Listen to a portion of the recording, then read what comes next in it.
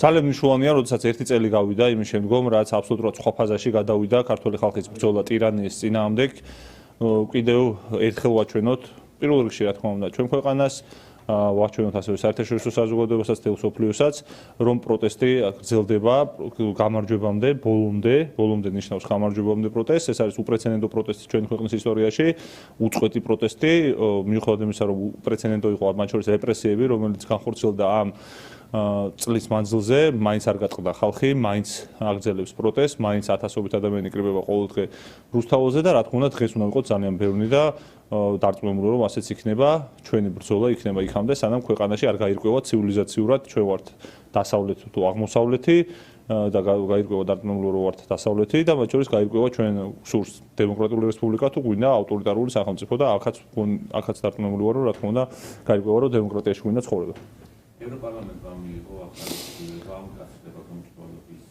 კურსით კანონმდებლობა თითოეულ ქვეყანაში დააფუძნდება ეროვნული რეესტრები და გარედაშემოქმედების თანხებს გააკონტროლებენ უფრო მეტად. მაშინ როდესაც სულ გვესმოდა კრიტიკა საქართველოში გამჭვირვალობის კუთხით მიღებულ ცვლილებებზე, ხომ არ არის ეს მაგისტრალები ანას ნიშნავს ეს გადაწყვეტილება?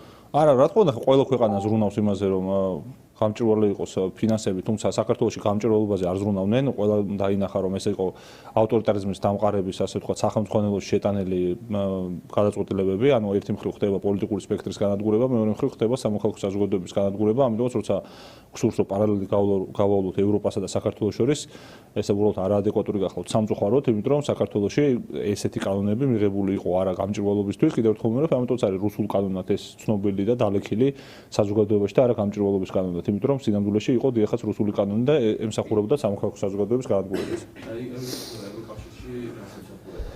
არის და ამაზე ვსაუბრობთ, დიახ, როცა ვსაუბრობთ ჩვენ დასავლეთში არსებულ კანონებზე, მათი მიზანი არ გახლავთ კრიტიკულად განწყობილი ყველა ორგანიზაციის და სამოქალაქო საზოგადოების განადგურება. საქართველოში ივანიშვილმა 29 აპრილს დაანონსა, რომ ყველა გადაწყვეტილება იქნებოდა მიმართული ამ კუთხით, რომ უნდა განადგურებულიყო პოლიტიკური ოპოზიციური სპექტრი, სამოქალაქო საზოგადოება და ყველა კრიტიკული ორგანიზაცია. ასე თქვა კიდევაც და ასე გაკეთდა კიდევაც, ამიტომაც ახლა არანაირი პარალელი არ არსებობს დემოკრატიულ სახელმწიფოებს და იქ მიმდინარე პროცესს და საქართველოს მიმდინარე პროცესს შორის სამწუხაროდ. და დასავლეთიდან წამოსული კრიტიკა რა ემსახურება, აი რა მიზანი აქვს და რა ხო, კი, ნუ დასავლეთიდან წამოსული კრიტიკას აქვს ძალიან მარტივი მიზეზი, როდესაც ქვეყანა განიხილებოდა ევროპის განუყოფელ ნაწილად და ამბობდნენ რომ ლისაბონი და თბილისამდე არის ევროპა, ამ შემთხვევაში რა თქმა უნდა საქართველოს პრობლემები ახმული არის ევროპის პრობლემებად და უსაფრთხოების გამოწვევა ის რომ რუსული ასე ვთქვათ მავნე ზეგავლენის წყალობით მოხერხდა სახელმწიფოებრივი ინსტიტუციების მიტაცება და განადგურება საქართველოში და ამიტომაც არის ხომ რომ ასეთი ასე ვთქვათ კაფიო არის ხომ და მათ შორის სისტემატურად აკეთებენ ხომ განცხადებებს ჩვენი დასავლელი კოლეგები. ევროპარლამენტი გამჭვირვალობის კანონებს ამკაცრებს, თუმცა ფიშერი ამბობს, რომ საქართველოში ამ კანონებით შეუძლებელია რომ მივიდეთ ევროკავშირამდე და ჩვენთვის ევროპის კარი დიდი ალბათობით მალე დაიკეტება, როგორც თავად ფიშერი აცხადებს. ამ განცხადებას თქვენ როგორ შევფასებთ? ხო, არ მარტივად სამოქალაქო საზოგადოება თუ არ ყავს და ოპოზიციური სპექტრი თუ არ ყავს, ვერ გახდება ევროკავშირის წევრი. ამას ალბათ ყველა აცნობიერებს და როცა ოპოზიციური მეინსტრიმული პოლიტიკური პარტიების აკრძალვა იგეგმება და მიმდინარეობს და მათ შორის სამოქალაქო საზოგადოების განადგურება მიმდინარეობს, რა თქმა უნდა შეუძლებელია ასეთ ქვეყანა გახდეს ევროკავშირის წევრი, ამას არავითარი კავშირი არ აქვს ევროპაში მიმდინარე პროცესებთან. როგორ მიზანზე ისაუბრეთ, აი კონკრეტული რო გითხრათ, აი რა არის პრორუსული ამ კანონში, ჩვენს კანონში, რაღაც კონკრეტული. გითხარით, რომ სამოქალაქო საზოგადოების განადგურებას ხო ერთ-ერთი სხვაგებას ვხედავთ. რაღაცა წინამძღოლში მოდის. თქვენი პარტიის ყოფილი კონსტიტუციის ირაკლი ფირცხაუას საქმე სტრასბურგმა არიება ჩვენი ყოფილი ვისი? მაგოჩი. ხო. ირაკლი ფირცხაუა. კი ბატონო. აი ეს რო შეაფასოთ ეს გადაწყვეტილება. არ ვიცი, ვერ ვიგებ. არ ვიცნობ. არ იყო სტრასბურგმა. არ ვიცი, ვერ გეტყვით ამ დროს. მარტო ყველგან გავიგე პირველად ხო? ანუ ზოგადად სტრასბურგი გადაწყვეტილება გამოაცხადა რამდენიმე საქმეზე, იყო მათ შორის ესეთი ფირცხალავა, სულად გაიზიარა ის სამინისტროს სამართლებრივი პოზიცია. რას ნიშნავს ეს? ვერ გეტყვით, ანუ თავარი სამწუხარო ხო იცით ახლა ანუ თავი სულად შევა გამომედის, მაგრამ ხო არ მაქვს ერთი ორჯერ ყოფილა კითხვა დასმული, როცა სხვა ხო თქვენ პოზიცია თქვენ ანუ ეს ადამიანები და ეს საქმეები და იმას დავუსვამ რომ ვინ არის პარტიის წევრი? პარტიის წევრი როგორ არის კაცო? არა, თქვენ საჯარო მოხელე იყო, ანუ იყო ძალოვანი სტრუქტურის თანამშრომელი და პარტიის წევრი რატო იყო? აი მაგალითად გოგა მემანიშვილი პარტიის წევრია? არა, არ ვიცი. ხო, ამიტომაც ხო. გიპასუხეთ. ანუ ეს საქმეები ჯერ თავიდან თქვით პარტიის წევრი. სასამართლოში დანიშნული მოსამართლე იყო, ანუ არა კანონიურად დანიშნული და ეს შენიშვნები ჰქონდა და სწორედ ამ მიმართულებით საჭიროები არ მიიღო. კი ბატონო, გასაგებია, არ ვიცი ზუსტად კონკრეტულად რა საჭირო რას ეხებოდა, ამიტომ ვერ გავუკეთებ კომენტარს, როცა გავეცნობი, ამის შემდგომ გავუცნობ. ხო, არ ვიცი. კიდევ თქო მეორე, ანუ ეს საჭირო რას უკავშირდებოდა და ზუსტად რა დეტალზე იყო, საჭირო რო შედის, მარტო დაკავების ასე ვთქვათ, შესახებ არ არის ხომ, ეს საჭიროები არის სხვადასხვა, ასე ვთქვათ, პროცედურების შესახებაც ხომ, ამიტომ რა ხან არ ვიცნობ, ამიტომ კომენტარს ვერ გავუკეთებ, არ ვიცი, გავეცნობი და მე გავუკეთებ. და ამავე დასკვნაში, სადაც წერია, რომ არ მიცი იყო ეს სარჩელების ტრანსპორტმა, იქ აღნიშნულია 2012 წლის შემდეგ საქართველოს ხელისუფლების მიერ მართლმსაჯულების კუთხით გადადგმული ნაბიჯები, რომელმაც დადებითი შედეგები გამოიპოვა. მათ შორის არის მოსამართლის უვადო დანიშვნა, მოსამართლეთა დანიშვნა და დაწინაურების პროცესის დახვეწა, ასევე კონსტიტუციური ცნობები, რომელიც მიხედვითაც დაიხვეწა უზენაესი სასამართლოს მოსამართლეების შერჩევისა და თანამდებობებზე განცხადის პროცედურები.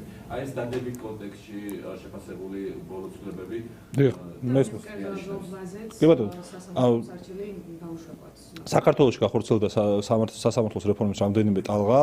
ამ ტალღის დროს გათვალისწინებული იყო ხოლმე რეკომენდაციები, რომელიც მათ შორის ევროპელი ჩვენი პარტნიორების მიერ იყო ხოლმე მოცემული ჩვენი ქვეყნისთვის, თუმცა სამწუხაროდ ამის შემდგომ ქვეყანამ ზურგი აქცია ევროპულ ინტეგრაციას, ამის შემდგომ ჩვენ მივიღეთ მურუსიძის კლანი, რომელიც არის სანქცირებული და მოსამართლეები სანქცირებულები არიან არა მხოლოდ ამერიკაში, არამედ ევროპაშიც, ამიტომაც ეხანდელი მდგომარეობა არის თვისობრივად განსხვავებული, სამწუხაროდ ამ პროცედურებს და ამ კონკრეტულ რეფორმებს არ მოყოლია შედეგი, იმიტომ რომ რეჟიმმა გადაწყვიტა, რომ კონკრეტული კლანით ემართა სასამართლო სისტემა, რაც პოლიტიკური დევნის, ასე ვთქვათ, ინსტრუმენტად ქცევით დაგვირგვინდა სასამართლოსი, რაც ერთმნიშვნელოვნად იწვევს უარყოფით რეაქციას ყველა დასავლურ ინსტიტუციაში. ეს რას განსაზღვრავს, რომ თქვენ ცვლილებები არის პოზიტიური კანონმდებლობა და მეორე არა 2012 დიახ, ჩვენ ამას ვსაუბრობთ, რომ ევროპული ინტეგრაციის შეჩერების მიზანი ეს იყო, რომ რაც არ უნდა ეხა სურვილი ყოფილიყო სხვა და კლანები ყოფილიყო, ევროპული ინტეგრაციის პროცესში ყოფნა ნიშნავდა იმას, რომ კონკრეტული პროცედურები, კონკრეტული რეფორმები, ინსტიტუციური ცვლილებები ხორციელდებოდა ისეთი, რომელიც ჩვენი ქვეყნისთვის იყო უმჯობესი. და იმისთვის, რომ ეს ყველაფერი შეჩერებულიყო და საბოლოოდ გახსნილიყო სახელმწიფო ინსტიტუციები, ამიტომაც შეჩერდა ევროპული ინტეგრაცია. და სასამართლო სისტემაში არსებული პრობლემების თავი და თავი გახავთ ის კლანი, რომელიც მართავს ქვეყანას და რომელიც არის სანქცირებული მათ შორის იგივე დასავლელი კოლეგების მიერ. აი ნახეთ ასე გითხრით, ერთი თუ კანონმდებლობა განსაზღვრავს სწორად, რომ უნდა შეერჩეს კონკრეტული მოსამართლე. საბოლოოდ აი სადაც როდესაც ვიღებთ თქვათ ერთ რა არა პროცედურები ხო გარკვეული ინსტიტუციური რეფორმები არ ნიშნავს რომ შერჩევის წესი იყო ყველასთვის გამჭირვალე და სამართლიანი უბრალოდ საუბარი იყო კონკრეტულ რეფორმებზე თუ დანიშვნაზე უვადოდ დანიშვნაზე რაც იყო ერთ-ერთი მოთხოვნა კონკრეტული მოთხოვნები შეიძლება შესრულდა მაგრამ მთლიანობაში პროცესი არ გახდა უფრო პლურალისტური და დემოკრატიული იმ კუთხით რომ ანუ არჩევა მაინც მიმდინარეობდა ხოლმე შერჩევითად კონკრეტული მოსამართლეების, რაც შეეხება სასამართლოში არსებულ მდგომარეობას, აქ არსებობს ძალიან მკაფიო შეფასება, მათ შორის იგივე თუ დასავლეთზე მესაუბრებთ ევროპაზე, სანქცირებული ყოთ უბრალოდ ეს ადამიანები და ხა სანქცირებული კლანი მოსამართლეების, როგორ შეიძლება ხა რაღაც მისაბაძ მაგალითად იყოს ევროპისთვის ხსეული. ერთსაც დაგისვათ ამ თემაზე კითხოს, ანუ საბოლოო ჯამში რო თქვენ შეფასება გააკეთოთ, სტრასბურგის სასამართლოს ამ დადებით შეფასებას ნაწილობრივ იზიარებთ და ნაწილობრივ არიზიარებთ. არა, ეს შეფასება პროცედურულად ეფუძნება იმ გადაწყვეტილებებს, რომელიც ევროპული ინტეგრაციის გზაზე მიიღო და ნუ რეკომენდაციები იყო ევროპული და შესრულდა, ანუ პროცედურული კუთხით არსებობს კონკრეტული ასე ვთქვათ ნაბიჯები, რომელიც გადაიდგა, მათ შორის 2012 წლის შემდგომაც, იმიტომ რომ ეს ამას ევროპული ინტეგრაცია ასე ვთქვათ მოიცავდა ამ ნაბიჯებს, თუმცა ამის შემდგომ ჩვენ ევროპული ინტეგრაციის გზას ჩამოვშორდით და მათ შორის ყავს სასამართლო კლანი, რომელიც ყველა პროცედურას თუ ინსტიტუციურ წინსვლას არათუ აფერხებს, არამედ ანადგურებს ქვეყანაში. ხო, მაგრამ სტრასბურგის სასამართლომ აი ეს რო შეგვიფასოთ, ეგ შევაფასო უკვე ძალიან ბევრჯერ. დაუშვებლად ცნო. ხო. თქვენ ამ დროს ოპოზიციური პარტიის წევრები ხშირად ვამბობთ, რომ ისინი არ არიან დამოუკიდებლები. ამის შეფასება რო გავუკეთეთ. არ ვიცი, გითხარით, რომ ანუ ჩვენთვის მოსამართლეთა არჩევა ვერ იქნება ვერაცერთი თვალსაზრისით დამოუკიდებლად მიჩნეული, სტრასბურგის სასამართლო კი არა, თელი დასავლეთის მიერ არის სანქცირებული კონკრეტული მოსამართლეები და ეს ადამიანები სანქცირებულები დამოუკიდებელი გადაწყვეტილებებისთვის არ არიან, ამიტომ თვითონ დასავლური ინსტიტუციები, დასავლური მხარე ამ სანქციებით აღიარებს, რომ ეს მოსამართლეები არიან პოლიტიკური, ასე ვთქვათ, დაკვეთების შემსრულებლები. ეს არის ძალიან მარტივი ფაქტი, უბრალოდ არაფრის ინტერპრეტაციას არ ვახდენ. ანუ მარტო გუნდში მასე აპელირებენ, რომ სტრასბურგის გადაწყვეტილება მიიღო, ნიშნავს იმას, რომ არსებობს არგუმენტი იმისა, რომ სწორედ იყო რაიმე დარღვევა უზენაეს მოსამართლეებთან დაკავშირებით. ხო, არა, ნუ პროცედურის მიბმა იმასთან რომ მოსამართლეები ასრულებენ პოლიტიკურ დაკვეთას და ეფექტურად არიან მართულები პოლიტიკური ხელმძღვანელობის მიერ, არავითარ კავშირში არ იმყოფება კიდევ ერთხელ რომ აი პროცედურები ამ საქმესთან დასავლეთის მიერ ძალიან მკაფიო სახელი აქვს დარქმეული საქართველოში არსებულ ამ სიტუაციას სასამართლო სისტემაში. სასამართლო კლანს უწოდებენ და კონკრეტული ადამიანები, ვინც არიან სასამართლო კლანის წევრები, არიან ასანქცირებულები. ოპოზიციაზე გკითხავს დღეს რა გეგმა გაქვთ? თუ აპირებს გაერთიანებას ისევ ან თუ არის ზოგადად ამის სურვილი რომ ოპოზიცია კიდევ ერთხელ გაერთიანება.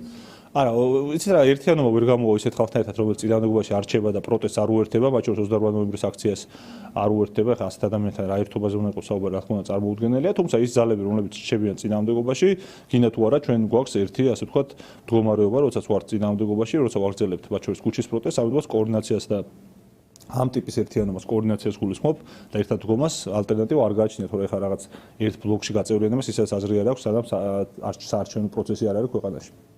კიდევ ერთი მას ვკითხავთ, სპორტსმენების პულინგზე მანამდე იყო ფეხბურთელების მიმართ კრიტიკა, გუშინ იყო შერმადიზე, როდესაც მატჩის შემდეგ გამოსაშვებელია სიტყვა წარმოთქვა, მადლობა გადაუხადა პრემიერს, მოყვა მას დარბაში არსებობს. პროტესტის მით შესაძლებლობით რომ გააპროტესტეს მადლობა პრემიერის მიმართ. რას ნიშნავს ეს კრიტიკა, ეს ვთქვათ პროტესტი კონკრეტული ადამიანების მიმართ, რომელიც საკუთარ პოზიციას გამოხატავენ? არა, თვითონ მოსახლეობის განწყობა ძალიან მკაფიოა ხოლმე, ხო, როგორც ირაკლი ყობახიძე როცა ავიდა სცენაზე, როდესაც საქართველოს საფეხბურთო ნაკრებმა მიაღწია ამ ისტორიულ გამარჯვებას, მას დაუსტვინეს, ეხლა გიორგი შერმადინის ტაშში დაუკრეს და მივიდნენ გიორგი შერმადინის გამოც მათ შორის, ხო? საკალათბურთო დარბაზში, მაგრამ ეს რეაქცია გამოიწვია ირაკლი ყობახიძის ხსენებამ და ირაკლი ყობახიძის ფაქტორმა და უცნების ფაქტორმა და არა გიორგი შერმადინმა როგორც კალათბურთელმა, ხო? სამწუხაროდ ჩვენ ესეთი მდგომარეობა გვაქვს ქვეყანაში, როდესაც გარკვეული ასე ვთქვათ პირთა წრე, გულისხმობ უცნების წარმომადგენლებს მიიჩნევენ ქვეყნის მტრებად და ხალხის მტრებად და სახელმწიფოს მტრებად კრიტიკულად განწყობილ ადამიანებს, მათ დევნიან, ციხეში ამწვდევენ, აყადაღებენ, ამიტომაც ამ ადამიანების და ეს ადამიანები არიან დიდი ნაწილი საზოგადოების ეს გუშინაც გამოჩნდა, განწყობა მათ მიმართ არის უარყოფითი და გიორგი შერმადინი კი არა არც ერთი სპორტსმენი ამასთან არ შუაში არ არის. ამ შუაში არის ირაკლი ყობახიძე, რომელიც ახსენდა გიორგი შერმადინი.